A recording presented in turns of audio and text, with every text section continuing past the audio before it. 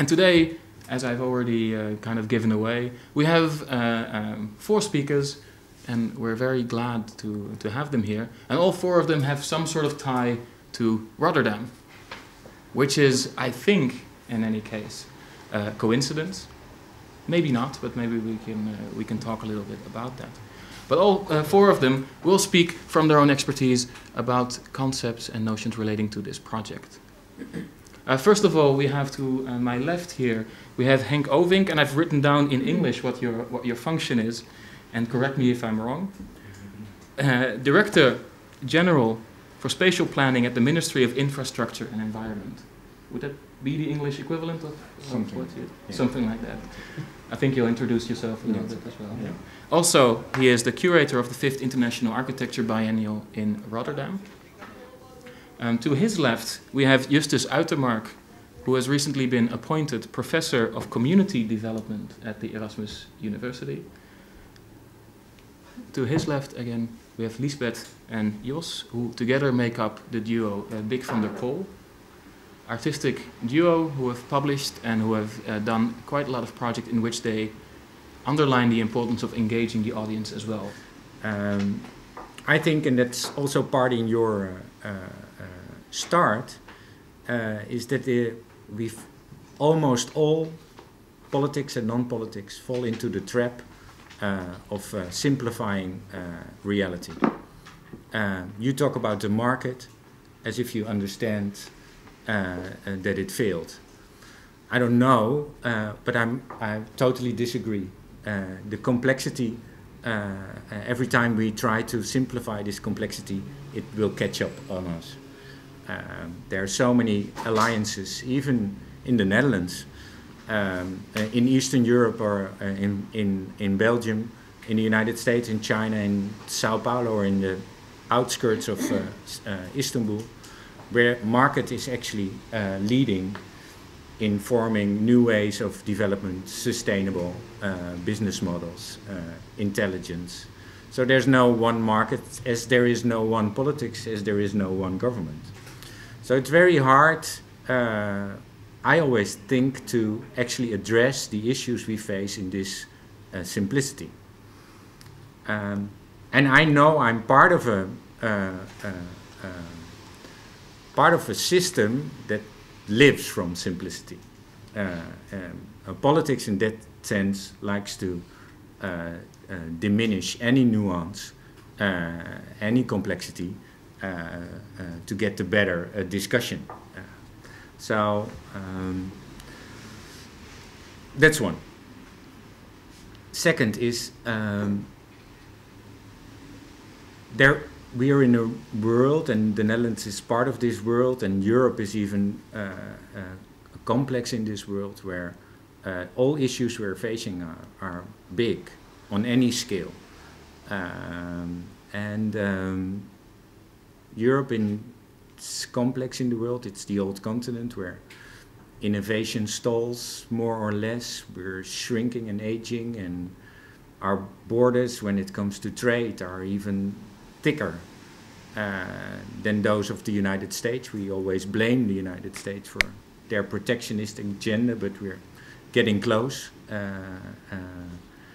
The way we respond to all these issues, there's a big disconnect, actually. So the way we respond in policies, or the way we respond in projects, the way we respond in our collaborations, if you compare it to the issues at stake, there are different drivers. So that's a second complexity. Knowing that most of the issues we are facing today also have a spatial impact. That's, for me, as a person who's involved in planning and design and development and investments and policies and politics, fascinating that social, cultural, economical issues do have a spatial impact. And they do have this spatial impact also in this urban condition. So this physical world always has had especially in the Netherlands, this set of rules and regulations, this knowledge development and agenda, this way of collaboration and approach. So we had everything into place when it came to the issues at stake, and those issues at stake became more complex and more diverse and from different backgrounds. But we find it harder and harder to find the right processes and answers to connect issues at stake with the way we respond. How do we then cope with them? Actually, it's like almost a common thing that we acknowledge that the way we do it is not the right way, so we try to bypass our institutions. And those are not only the institutions of the governmental side or the rules and regulations, but also the institutions of our knowledge, our arts, our research, our investments, our banks, our subsidize. So we try to form new ways of bypassing the world as we know it. My hope and belief is that this bypass will not turn into the new institution, because that's what we're very good at, adding new institutions. There's a problem, cry of help, a cry of pain out of the society, and we always find a way of an answer.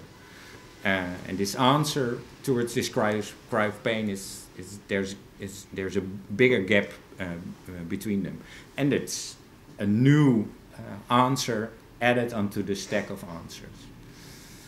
So I hope that these bypasses, as bringing new answers, can actually bring change into the institutional world we created. Diminish it, make it more effective, more accountable, less ineffective in that sense. So it's my belief and hope that working through alliances or through these bypasses, investing a lot in that, can actually enrich and change the current situation. Then every actor that's involved in those alliances has to have that ambition, especially when it comes to government. So if a government acknowledges its own impossibility as well as that of others, and participates actively in this alliance to actually add value or create new ways out, new possibility, then it has to have the guts and courage, being a government, to also lead the way into change, to pull back out of this alliance an agenda for change. That's the hardest part, of course. Are we able to do that? And I think, and I advocate that in my work and on the national level. And that's also why I'm one of the curators of the Biennale, not as Henk, as a person, but as a representative of the government. In that sense, feeding a double track, not only my responsibility in the formal political sense, but also acting upon this responsibility in an informal way, to bring back everything I learn, we discover and can conclude out of the Biennale back into the system. Of course, that's hard, and when a cabinet fails, you already stole every change you put in position, so it's in that sense a different place. If I bring this to the main, as I watched it, I was very much surprised about one thing, actually. So it's not the ideal, and it's not. I think it's very much possible to own something with 1,000. We do own companies with more than 1,000, so we can own a building with more than 1,000. But I don't understand, and I'm curious, so I want to learn. Why a foundation? Why did you ground this this enormous ambition on something that hard as a foundation with a board, with rules and regulations that are based on the ideas of yesterday and not of the ideas of this commons. And I know if I go to an accountant or a lawyer, he or she will tell me, well, this is an example set of rules and regulations when it comes to building a foundation. You will need a board, etc., etc. But I can't. For me, there was a big gap between one side of the website explaining what your aims and ambitions and ideas are, and the other, the means how to get there. So I think we have to also develop. You have to have the guts to develop new instruments to actually try to do that. Yeah, I'm not sure if I'm going to touch directly upon the project we have here, but I am going to talk a little bit about self-organization and about the commons. I should perhaps first clarify my position. It's true that I recently became a professor of community development, but I also have been researching the squatting movement in Amsterdam, and at some point I also became involved in the Valreep. It's a squat in the eastern part of town. I am one of the organizers of the movie nights there, and a lot of what I'm going to say kind of touches upon the weird sort of relationship we have with the government, because it so happens that we kind of live out the government's dream of self-organizing, of taking a citizen initiative, and this is kind of a strange feeling. So, generally speaking, if you look at the ideal of self-organization and the ideal of the commons, we can say that it has gone mainstream. And it's not so surprising, because public services are being rolled back and people are not really willing to pay more taxes. So, how are we going to provide for the public services? Well, one idea is the commons. We're just going to do crowdfunding, and then the public picks up where the state retreats. It's a very nice idea, public services without state extortion. And in a way you could say that the state itself also has adopted anarchist and libertarian ideas. It wants to bypass institution, and the government acknowledges its own impossibility. So it's going to pull back for change, and the rules and regulations are of yesterday. So this is a sort of revolutionary rhetoric on the part of the government, and there's something very cool and exciting about that. So is self-organization really the solution? Well, I think we are kind of stuck with it. It's a very inspiring ideal, and if we want to move beyond the state and market, then obviously self-organization is what we have to do. So it's very inspiring. I want to do it. I want to do it with you. But I also want to point out some problems of the inspiring ideal, the dangers of an inspiring ideal. So, problem number one. Self-organizing systems, all self-organizing systems, are extremely unequal. Most systems that say everybody can just do whatever they like in the economy, they can trade on internet, they can select websites, over time develops extremely unequal contributions. So this is like a normal contribution, looks a little bit like a clock. You may know it from your math class in the distant past. But actually, in self-organizing systems, you don't find normal distributions, you find these distributions. So, in the internet, you would find Google around here. It's just a couple of websites that take up most of the traffic. In the economy, you would find Bill Gates here. And this is actually a characteristic feature of all self-organizing networks.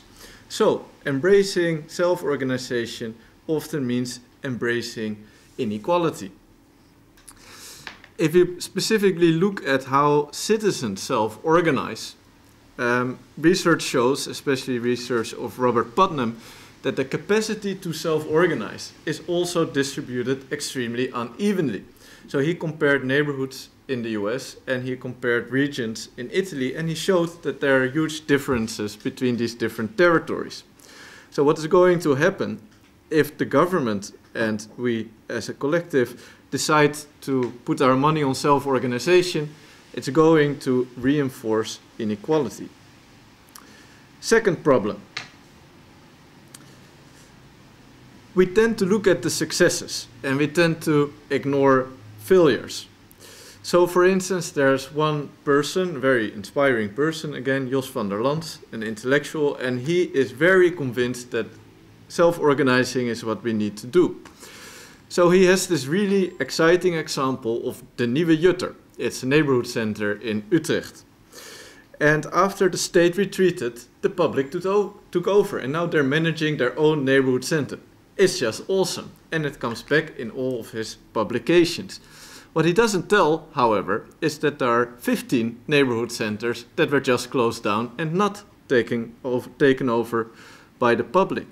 So this is kind of a problem, and what I see is that people who embrace self-organization tend to just look at the successes. Third problem. The successes are often not really forms of self-organization. It's just a mirage of self-organization. So for instance, we have the Makassarplein community in Amsterdam, and they do wonderful work, and they say we are the citizens and we are self-organizing to take over our square and to improve our neighborhood. And they do important work. And the government comes by, ritualistically says, oh, wonderful what you do there. Good self-organization, good citizen initiative. But if you actually look at this group, then you see that they consist almost exclusively of professionals who work for various services. They receive really a lot of money. The Makassarplein is the most subsidized square in Amsterdam. And it's actually being held up by its proponents as a successful example of self-organization. So there's a bit of trickery going on here. Fourth problem. I have 3 more to go. Self-organization is rather vulnerable. When Michael Hart describes the commons, he says that it's open and collaborative. This both sounds very good, but there's, of course, a tension between the two. Because if you're really going to be open, you're also going to be open to trolls, to ego trippers, to people who want to free ride, and so on. So in practice, doing commons really requires a lot of conditions. The people who do it require great skills. So we're there. Good. And they need to get along with each other really well. You need a core group that does these things. It also needs to be a very diverse group. So they do not only need to cooperate, which usually requires homogeneity, they also have to include differences among themselves so that they can connect to different groups. Otherwise, they just become isolated. And also, all these people who have to volunteer have to have dedication in the very long term. So this is actually extremely unlikely to happen. It happens every now and then. It happens, for instance, on the Valreep. It happens with Schijnheilig, and there are other really good examples. Wikipedia is perhaps also an example. But actually, most of the time, it fails. So considering that this is what causes the vulnerability, we can also specify what we would need to do if we really want to make it work. And that is, again, I want to emphasize that, what I would want to do. We would have to agree that we need to coordinate, that we have to create borders in order to create a division of labor, to be effective, to reach out to different groups and to keep out the trolls and the ego trippers. So, some last point. Actually, I'm done with my problems.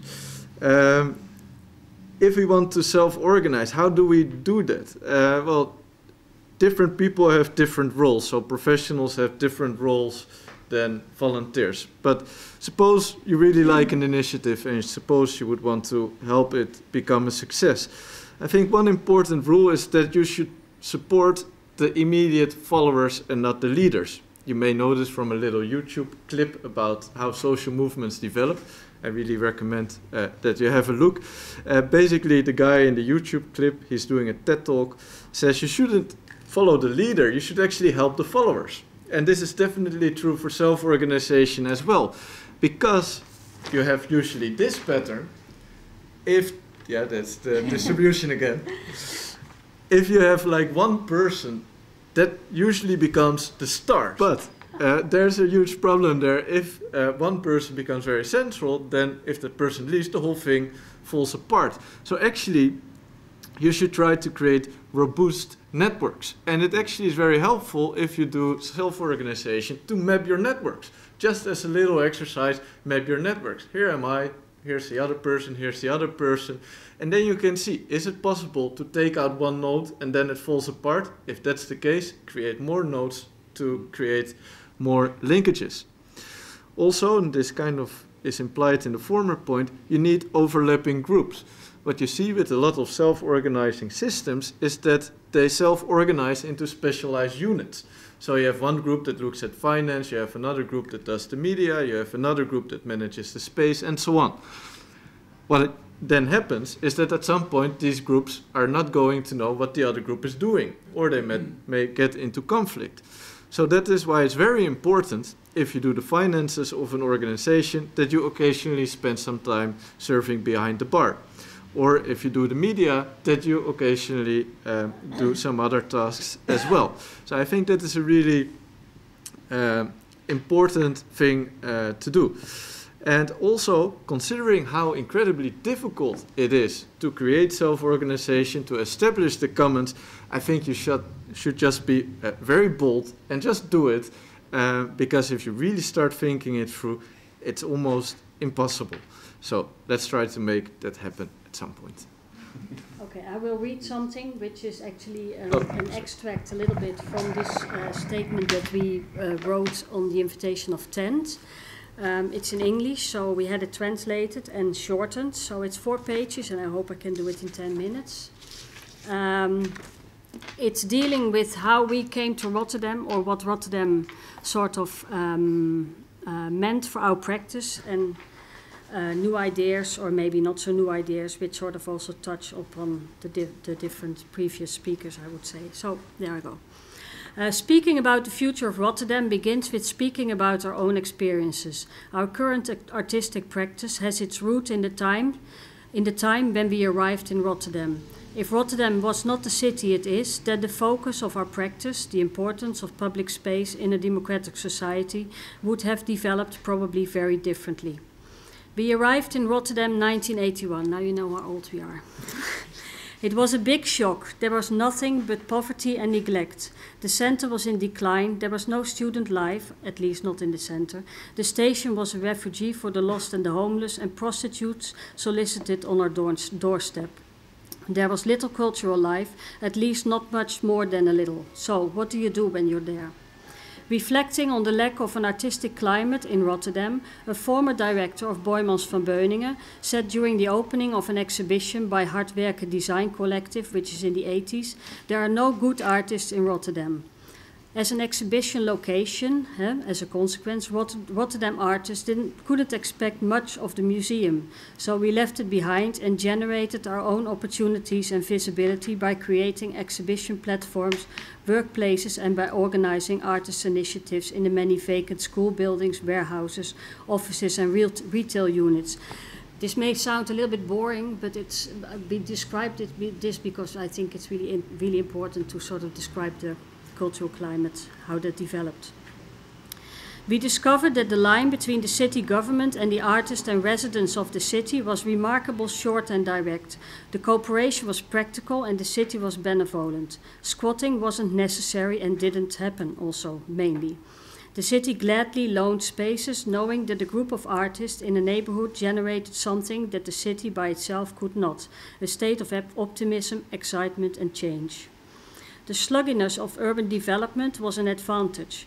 Rotterdam was a city we could turn into something we found exciting and worthwhile. All of these activities created a network of connections and contacts, both in Rotterdam and around the world. The artist initiatives began guest studio programs, many artists came to Rotterdam, and from this many collaborations and exchanges began. All this did not go unnoticed. Rotterdam was the place to be in the 90s. Through this gathering of the various local, national and international art worlds, Rotterdam artists also became visible and the world became bigger than Rotterdam. This do-it-yourself dynamic coincided with major developments from the city at an institutional level. Up until the mid-80s, Rotterdam was preoccupied with redevelopment, and now it was pulling out all the plugs to make itself into a real city. A cultural heart was deemed indispensable, and the city fulfilled this with a determined and dynamic ambition. New institutions were all quickly established or lured from elsewhere. For example, V2, many of you may know, came from Eindhoven to Rotterdam. The image of Rotterdam as a city where nobody voluntarily wanted to be was recasted in the 90s, culminating in Rotterdam Cultural Capital in 2001. However, the tide quickly turned, partly due to the events of 9/11 and the political upheaval caused by the rise and assassination of the politician Pim Fortuyn, and the city, led and developed for more than 50 years by a city council that was essentially socialist, was suddenly populist, and the pressure put on the visibility of art was exaggerated by the politicians. We doubt, however, political developments were the sole cause of the declining enthusiasm for Rotterdam. We think the city went too far in the institutionalization of creative energy. Establish a foundation, call in an advisory board, formulate your objectives, apply for a subsidy and get to work, seemed to be the adagium of the time. And so the pioneer was forced to formalize, while any attempt to institutionalize and control any undefined energy led to nothing other than stagnation. If an experiment becomes just a suit worn for show, to wear for a show, thus avoiding any actual risks, then the energy behind the initiative disappears. We propose a new venture for Rotterdam, a complete revision of thinking about the city as an economical and social entity through the use of its main assets, space as open source and users as prosumers, active, entrepreneurial and independent. As the resident of a city, you are truly its co-owner and part of a community. In Rotterdam, there's more than sufficient space in the sheer number of vacant square meters of office space, the shifting of the harbour out of the city, the moving of the city's cultural institutions to the south part of the city, and the relocation of residents from areas needing redevelopment. However, this has a knock-on effect, because how far can a city council, its advisors and planners go in the top-down reorganization of urban space? How much critical mass must the city have at its disposal in order not to fall in unbearable emptiness? If the capital of a city consists of the economic relationship between spaces and users, how can this be capitalized upon? These questions are crucial because the capital of Rotterdam has no obvious economic value comparable to historic cities such as Amsterdam. There really should be many different and more urgent reasons to want to be in Rotterdam other than you cannot leave.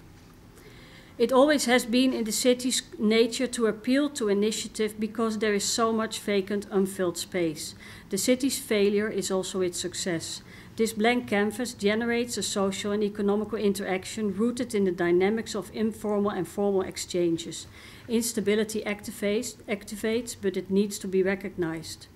Currently, many spaces are removed from urban life by administrators such as anti-squat letting agents. Space has become much less of a tool to experiment with.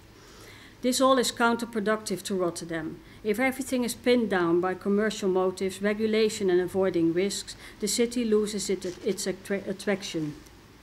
Nothing is possible anymore, no improvisation, no experiment. Interesting, the city is well aware that it can experiment with space itself. The municipality deliberately uses space to solve problems and as an instrument to start and force through development, as seen in the events relating to the Rotterdam. That's the new building of Koolhaas on the Kop van Zuid. The municipal services currently located in the Marconi Tower shall be moving to the Rotterdam on the Wilhelmina Pier, where a new part of the city is arising, or has arisen already for a large part. Had the municipality not made the decision to move, then the building, designed by Rem Koolhaas, might have been scrapped due to the anticipated unlet vacancies. The City Council is keen to make this new space of city into a success and energetically fills this economical gap by being a guarantor for a very large percentage, which is 70% of the building's total occupancy. History repeats itself here. The Marconi Towers stood empty for a long time after their completion on Rotterdam's western outskirts in the 70s. Then the municipality intervened by similarly bringing the very same local services under one roof. So previously to the Marconi Tower, they were located in the city center in the Stadstimmerhuis, which is currently being refurbished or partly redesigned, again by Koolhaas, by the way, into a new office building. So they moved from one to another. Apparently, the market does not always work as desired. The municipality is regulating things that, following its own creed, should be left to free market dynamics. Rotterdam must develop a positive and productive idea of the temporal and transient. This requires a change in mentality and is urgent, because what do permanently vacant buildings and a feeling of displacement do for inhabitants and their experience of the city?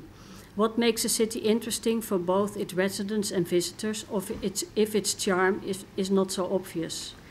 The recent crisis, largely caused by the real estate speculation of banks and insurers, show that these models of project development and economical progress have failed. We have to let go of these old models. They don't work, and certainly not in Rotterdam. Apart from space, the city's only capital is its people, and if they're chased away, they'll never come back. A new economical model, as we see it, can be based on developing a different relationship between the public and space. This shrinking city has nothing to lose and must seize the chance to make itself a testing ground. Maybe we can experiment with space similar to the way companies like Google capitalizes information. They give information away for free, and so not only do they create a convenient research engine for a growing global internet community, but also a huge amount of companies and organizations want to commit to Google because they want to be seen by its users. But Google's other slogan, "Do not be evil," should be paramount. An economical model based on providing space as an engine for cultural activity is, in our view, comparable to the way open source works. The value of a system depends to some extent on participation, and that is on the amount of requests it can handle. At the same time, the value of an application increases if it's running on a popular operating system. A network becomes increasingly valuable as more people participate, and this creates an intense clustering which in turn generates a positive feedback. In a kind of centrifugal force, open source generates increasing amounts of activity. The advantages are many. The property slump and its inevitable impoverishment disappear, allowing more people and businesses to engage with the city. As a byproduct, a vibrant cultural climate emerges, largely financed by the value of its own resources. The only salvation for Rotterdam is to dare to be undefined and recognize that its strength and appeal lies in the exploration of the non-definitive. The city must become provisional. Communities should be able to form themselves organically and break up naturally bottom-up. And the city must perceive itself as a prepared accident, expanding upon and setting out exciting configurations which are sometimes separate, sometimes conflictuous, and at other times seemingly stable. To what extent do all three of you see the idea of, for instance, of the government, the role of the municipality in promoting self-organization? Do you see that as a sort of important task for municipalities or for governments, or do you see it as a possible kiss of death? One could say, because I've heard both positions in your talk. So maybe we can start off with that, and then having all three of you react to that, and then we open it up. In line with my talk, I would expect that if the government of Rotterdam wants its people to self-organize, that in a couple of places that will work spectacularly well, and in many places it will hardly work at all. So then the question is, should you try to do this? And also another question is maybe if the government can mitigate the inequalities generated by self-organizing systems. So for instance, the government could support self-organization, especially in places where it is unlikely to occur spontaneously. So there's a possible role there, but this is a very abstract answer. I also can give one very concrete example. My students are currently comparing two playgrounds for children, and one is fenced up, has supervisors who wear a suit that says Municipality of Rotterdam, they have a hat. There's a list of rules in front of the gate, and anybody who passes by the fence have to oblige to these rules. And it's not a very popular playground. The children don't like it that much, but also the person supervising it doesn't like it that much, because in his perception the children are all the time breaking the rules, and he has kind of given up on trying to somehow get a control of them. And he is just very happy that the fences have recently been increased. So now it's not possible to enter anymore without him seeing you. There's another playground which doesn't have fences, and it's a sort of open source playground, and it's done by Creatief Beheer. And yeah, they feared vandalism as well, and indeed their stuff was often destroyed, stolen, and so on.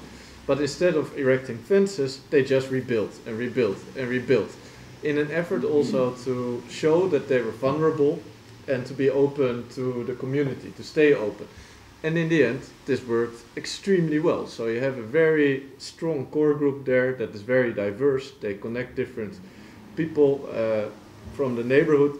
And this is all created in a vacuum that was left by the state and the market on a vacant piece of land. So I think that is an inspiring example. So yeah, I would say that those sorts of examples really deserve to be looked at and spread around, and it's a nice antidote to the tendency to fence off everything, to fence off the commons, if you like. But I think partly it's success of the 90s, which I really think that it was a successful 10 years, I would say, that sort of derived from almost a bare nothingness. Really, when we entered Rotterdam, there was 3 cafes and the film festival took place in one cinema, you know, so that's it exploded into a big scale in you could say 10 years or something. But what I think was really and what in some cases still is really important is not only how these artist initiatives, etc., clustered together and created this kind of self-initiated spaces, which were also formed by designers and architects, etc., etc., and that created a big attraction to the city.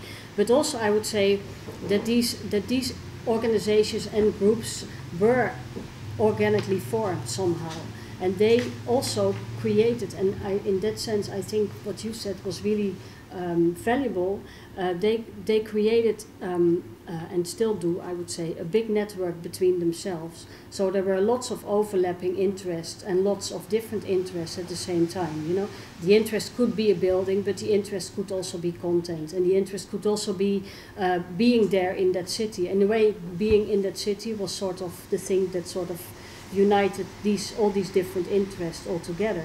So in that sense, I think it can be very fertile ground if things are, let's say, organized from the ground, from this sense of self-organization, etc. But then I think that it's really crucial, and I would say that also we ourselves, with all our activities and so on, also stepped into that trap, that at some point, when things become, let's say, too strong somehow, and when a city, I'm sketching how the city reacted to these kind of things, so they wanted to create, let's say, platforms for these different artistic activities, etc., and created these institutions which were also part of their long-term planning. So it's not to blame the city, but what I think is really important, that at some point the city wanted to sort of know who they were talking to.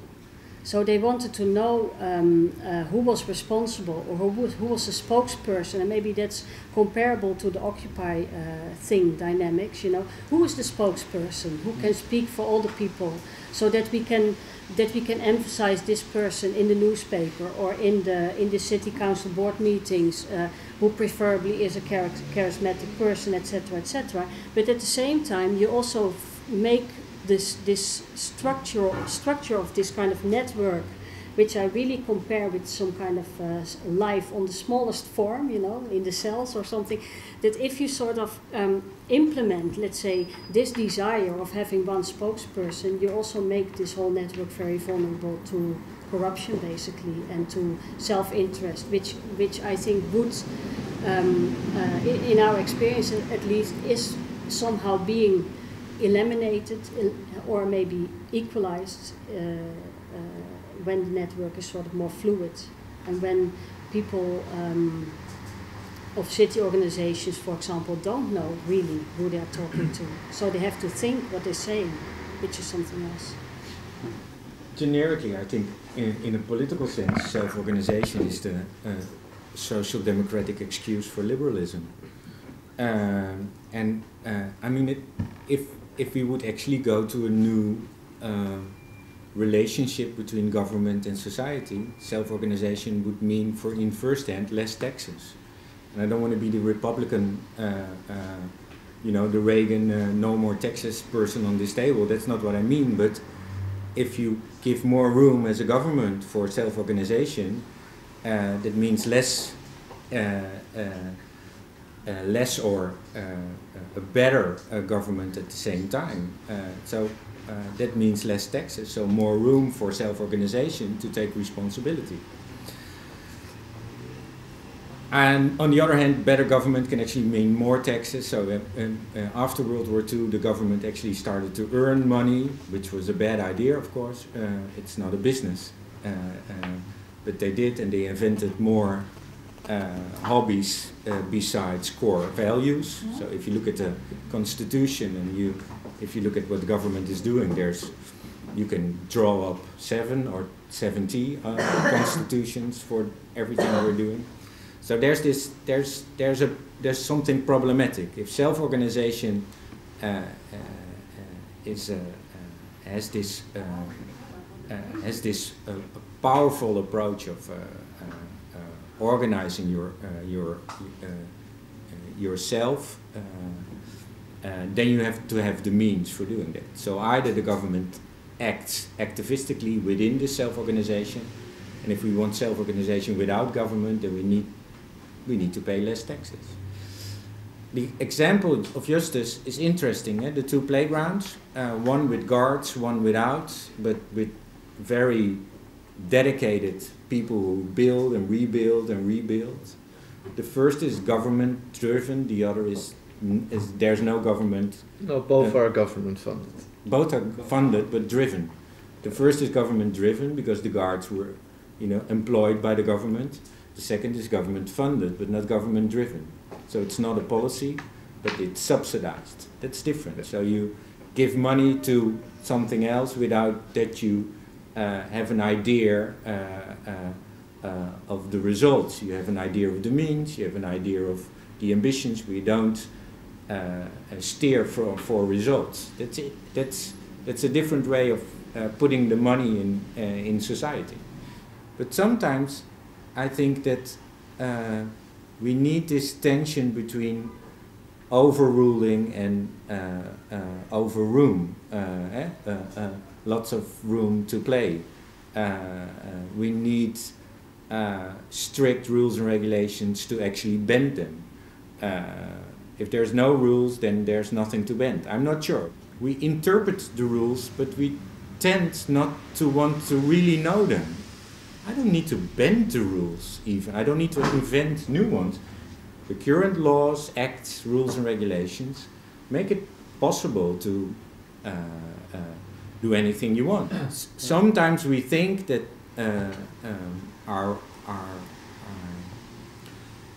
limitation by rules and regulation is. Sometimes I think that our limitation by rules and regulations is imaginary. because we project it, because it's also easy not to have a net. You need this enemy. You need the other side to actually. I'm not. It's the black and white that actually makes things going. If you have a playground with a guard and you can make the playground without, you have a success. But there's also a different story to tell about the playground without the guards. A lot of money from the government, so of all taxpayers, went to how many attempts before it actually was a success? So I have no idea. No, so the effectiveness, being accountable, could also be a very bad business model. In the end, it's fun, but it took a lot of money and time to get it there. So to be really reflective on everything, it's hard. A good fence is very expensive, and I think that as a business model, the creative beheer is much more successful. But just one thing I would like to emphasize, maybe. I really think that we should be a bit more appreciative of the state, because the state does wonderful things. It collects money. It does so by force, but it doesn't usually have to kill people or really have to do very evil things. So in the end, it's fairly legitimate. A good state is usually happening in places where there's good self-organization, where people take responsibility. These things go hand in hand. So the enthusiasm to break down the state, to blame it for all sorts of things, I don't have that at all. I think that we should value the state, and I especially think that the government should value the state and leave citizen initiatives to citizens and not interfere so much. Well, the government, the people who compose the government, like politicians, administrators, people like yourself, and the state would be as like an idea, as an institution, and representatives as well. Yeah. And the state just represents everything that is publicly financed, basically. As a concept also, no? But are you saying that government doesn't appreciate the state, the people running the state, if we can define government, doesn't appreciate the public possessions of the state enough? Yes, what I see happening very often is, I mean, if you look at who uses these concepts like citizen initiative, who uses, for instance, the hashtag Burgerkracht. If you're familiar with welfare professionals, you will know this hashtag Burgerkracht. It means citizen power. It's only people who are consultants and who are hired by government. If you have conferences on citizen initiatives, more than half of the people are government representatives. Even citizen projects, like I go to these things quite often, also because I'm so flabbergasted all the time. It's just a day out for civil servants very often. So they come to these projects and they say, oh, wonderful, oh, our citizens are so important. And then you have there 50 civil servants, 50 citizens telling each other how wonderful they are. And then each goes home, the citizens are happy because they're so much appreciated, and the government is happy because supposedly the citizens took an initiative. And I'm very concerned about this because I think all these civil servants have a primary responsibility to safeguard the functioning of the state. And this is critical at the moment. So they should not go to the one library that has been taken over by citizens and go like, oh, it's fantastic, like also this alderman was doing in the case of the Schietblok. They should go to all the other libraries and do whatever they can to keep them functioning. And I think this is very critical because now the talk about citizen initiatives is basically a smokescreen where we can happily cut budgets and do nothing about the erosion of the state and all the value it has. Self-organization in that sense is now being used as an excuse for a changing idea. On the other hand,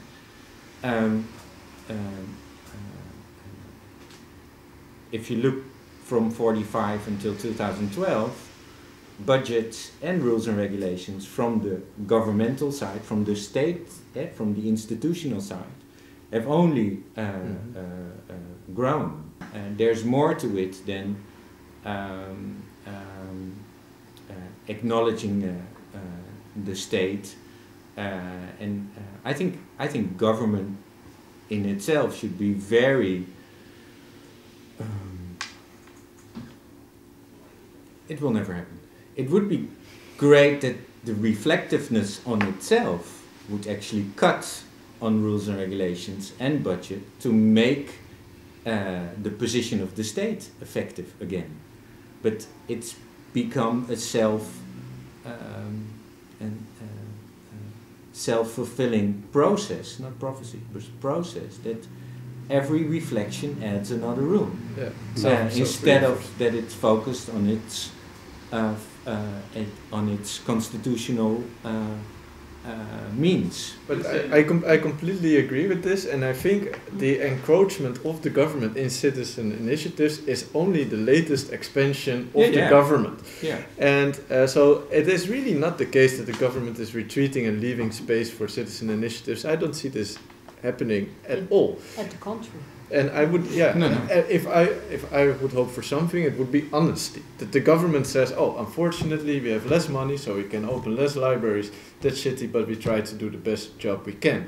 And then let other people be the heroes in the citizen initiative if they manage to take over some things. That would be wonderful. But now I see the state parading around with the citizen initiatives, and it gives me a creepy feeling. And to move it towards that idea, because if I understand you all correctly, right, there are worries about the way in which citizen initiatives have been presented as a way to cut budget or as a way to glorify the democratic ideals of the state. But I hope I understand you. I think I understand you correctly when I hear you say that this is no reason not to do self-organizing democratic activities, right? It's more of a question. Well, how can you, for instance, how can you prevent it becoming from becoming encapsulated in something that is not effective, that is not true to its starting point? There has been 20 libraries, for example, in a city, or there are 20 libraries in a city, and one of the libraries develops in an extraordinary way, and because of that, and it's also a real example, I think, because libraries tend to disappear currently.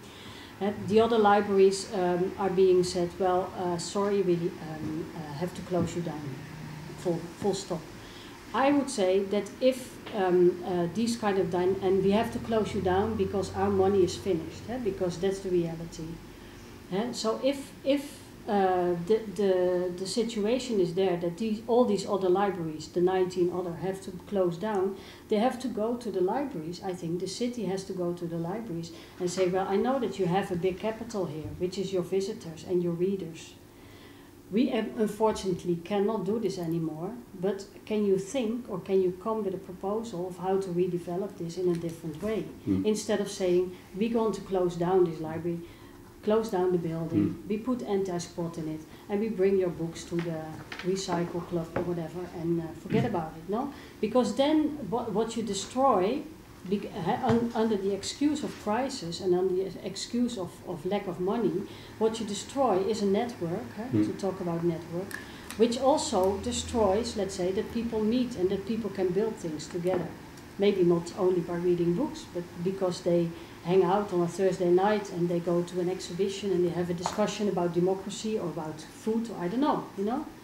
But if you close down these public buildings, you also destroy, let's say, the network tissue of a society that actually can only form and reform and continuously renew itself from within these kind of institutions, be it a library, be it an artist-run space, be it a museum, any spaces. Sometimes they seem like public space are private, sometimes they seem like private spaces are public, but that network, I think, is really, really important. So, any budget cuts is in one way or the other a policy choice. So there is a choice. 94% of our taxes we pay is earned on the national level. And we give it through provincial funds or municipality fund and specific budgeting towards most of it municipalities and some provincials, but 94% is on the national level. So if there's budget cuts on the national level, that's they also are transformed to the regional and local level, and the national government likes to add some more percentages because that helps budget cutting too. So then there's less money in the bank of the local government that can hardly earn their own money, because the only way they earned money in the past was by development, and there's no development. So the bank is broke on the local level, and the money comes in less from the national level. So they have to make choices, and that is policy. So if they choose to reduce libraries, they can also choose to reduce something else. So in that sense, and you see this through the Netherlands too, that one municipality makes different choices than the other when it comes to the cuts. So there are some problems in this. One is, how can I, as a citizen, living not in Rotterdam, but suppose I was, can actually have influence on the budget my government is actually playing around with, and it is national elections. That's a weird condition, because I would like to influence how they actually invest. And if I want my libraries to stay, I want them to make their choice and perhaps invest less in infrastructure or something else. I don't know. That's the democratic process. But we have abstracted it too much. Well, if I may, and apologies for interrupting you, but perhaps we have emphasized one notion of democracy quite a lot, which is state representatives and sort of on the side of the government and the choices they have to make. And on the other hand, there's also the question of how you relate yourself as a person here, or as someone who somehow wants to create a situation with greater say in what happens with your cultural space, or greater say in what happens with your city. And there are also ways of, as you've described, of running a group like that democratically. So, well, I'd like to move back a little bit to the actual processes of organizing these sort of cultural spaces, and of organizing, for instance, a place like this, which might be good to remind ourselves passes in any case largely not so much anti-government or anti-market forces, right? Which your point was well taken. Like, don't simplify things. But on the other hand, I think it attempts to creatively use market forces. For instance, the private capital, private property that you have also already alluded to, can be a force to use now, which creates more freedom. The Occupy movement itself, for instance, in Sugati Park, were protected better on private property than they were on municipal property, oddly enough. And we were just talking about the organization of cultural spaces, public, private, and I'm coming from the heart of this discussion in Istanbul, because in Istanbul we didn't have any public support for the organization of art or cultural spaces, and we were really very happy in the 90s when there is a market for art or support, private support for art. But through time, it happens in 90s, and now 12 years, almost 20 years after what happened, it is very obvious for me. Of course, I really share Henk's, let's not generalize it, because really there are varieties and it doesn't really cover all the private money in Istanbul. But what is happening is that the distribution of the taste of a certain people, you know, who has the money, who gives support to cultural scene. So what is distributed is not the academicians or what we are discussing now, but certain people's ideas, really specific one or two. And also, I cannot really escape the feeling that social organization is for people who is able to do it. Again, it really falls into the social Darwinism. People who can organize themselves can do it anyways. And the other ones who cannot do it has no support, even not from the government. And for me, yes, I can see the system here, but when I arrived, I felt really kind of sick because I see all the social rights are and services are withdrawing, and it's not maybe too difficult for me, but it's difficult for the people who are unable. So here, even the social organization is under the spell of neoliberalism. I share the same idea with Henk. And this project, for me, really very important, not only, of course I take it as an art project, and for me art projects, rather than functioning in the reality and change things usefully, it functions in the symbolical realm, so that the concept of manned commons to bring out this idea at this moment in the history, also in the Netherlands history, is extremely maybe important. I was really thinking about also the points that you brought up, like the problems of self-organization, and also maybe what could be the role of the government, maybe overcoming this point, because what I feel is really maybe the most important is that, especially if you talk about city planning and the production of space in the city as a kind of common place, then I think the group that should organize this should be kind of representative for like the inhabitants of a city. And that is, I think, really a problem. How can you establish that? Because how can you get a group that is so diverse as the inhabitants of a city? And this will be probably also a problem with this project, because how can we make the owners like outside of a specific group interested in this kind of art projects or in a certain scene, and involve also other people and really make a diverse group. But it's an interesting thing also about cultural capital. In a lot of collectives and initiatives that are organized a little informally, you need to have, I think you said that the other day, that in a lot of cultural initiatives you need to have cultural capital to get in. Right? You need to know the right people, you need to be in the right kind of social circles in order to get a gallery space in, I don't know what sort of free spaces there exist, it's probably the same. Yeah.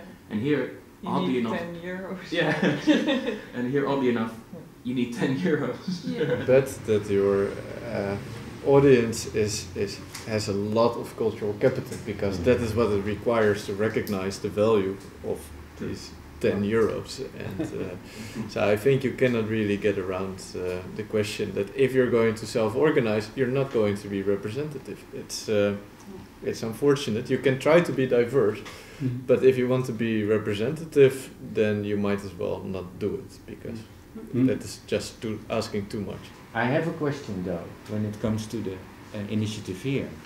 There was, besides the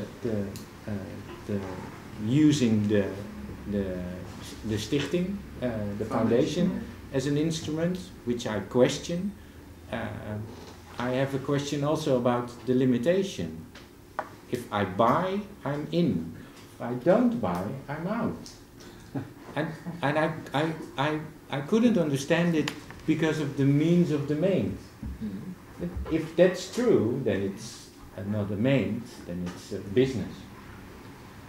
Well, which is okay. I mean, you can make a business with shares and shareholders. No, I think there's an important. I mean, I can answer that many people here are co-owners and co-organizers. So I mean, by all means, let's have pluriform answers. But for me, there's an important element in.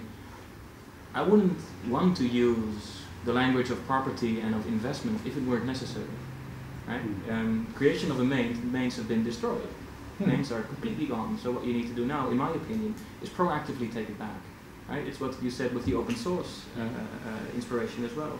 The Creative Commons licenses that have been the subject of a program 2 weeks back, they are a way, not so much of letting everybody do whatever they want, but they are an active way of carving out a new form of property.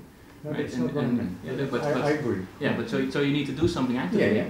And Agree. in order to do that, you can't just wait until a divine instance gives you a sort of name. No, you have to use the languages that are already there to do that. Right? So that's why I think that using the language of property and investment and of ownership once to create a space that goes about differently with ownership is, in my opinion, in any case, a viable strategy now. About the delimitations, if you carve out a space, right, that one of the ways in which you can do that is by inviting people to all participate in carving out that space. And in my opinion, if you become a co-owner, you become one of the many co-owners. And even if we reach 150,000, it will always become possible to become a co-owner. And I don't think that when you don't opt in for this thing, you're out. No, you're into something else. Right? You always opt in somewhere. So I don't really agree with the idea that this is an exclusionary idea. This is a way of inviting people to make an inclusionary space possible. But using languages. In this institutional language on the website, it's addressed a little differently. More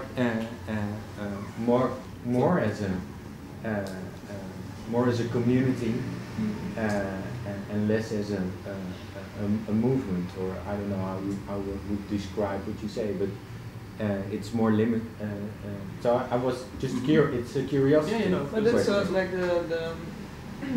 the goal of the foundation is also to buy property with large heterogeneous groups, but not like it's not limited to this object. It's also the idea to kind of like turn it into a viral, like a model that can go viral, that can, that you can create many mates. So it will not stop. Like it's not like you're like into this and then there's no way. But the only question is, suppose you have a group of 15,000 people. Okay, let's make it 50. 50,000 people that own houses, buildings, land in Amsterdam. Let's close it to this. Then you're a groot grondbezitter. What's the English? A capitalist. No, that doesn't need to. No, you become a state in a state. That's a perfect model. I mean, but it's something else than the mains. Because that's not really true. The mains historically seen had the idea, as I understood when Edsel Griffioen was explaining this, or the more historical connotation in the first presentation that he gave, that it belonged to a very specific kind of group of villagers. Community. That was not public. It stood right in the middle between private and the public. That belonged to a specific group of people. Who made agreements about how to run it. And there was also social control, because it was usually a field in the middle of a village that everybody could use from the village, but it belonged to no one from the village. It belonged to everyone. And they made agreements about how to use the ground and how not to get how to equalize the way people could use the space. Just one more. Just one more thing. It's an important difference between public space and the commons. I think.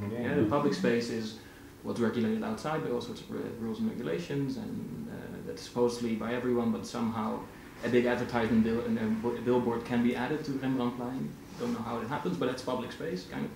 And common space is a space in which things are regulated differently, which is not necessarily public space. It's a space in which people that have chosen to find those sort of forms of ownership important, work towards, and as it also is described in a very juridical way. And in that sense, if you address the 50,000 as a group, which you can, it's privately owned.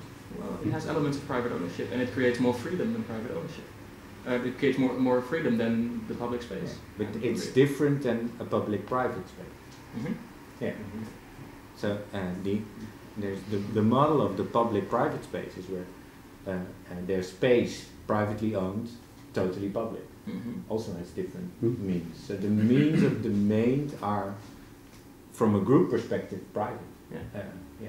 The board, actually, if you take a look at the juridical papers, the board is, powers of the board and the foundation are usually more or less anti-democratic. They get to decide what happens. In the official papers, we kind of subverted the idea of a foundation, and we made the activities of the board dependent on the meetings with the participants of the foundation. And if you modify a foundation like that, then you actually have a way in which a large dynamic group of people can make decisions. Right? So that's a creative way, I think, of using the structure of the foundation. Interesting.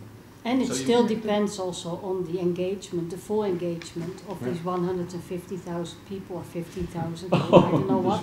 You know, to actually read it, because I think because I think that's really important, because that's actually sort of finding out finding out by doing how this third way, you know, how this can work and how consensus can work, you know, and how you sort of come to that agreement.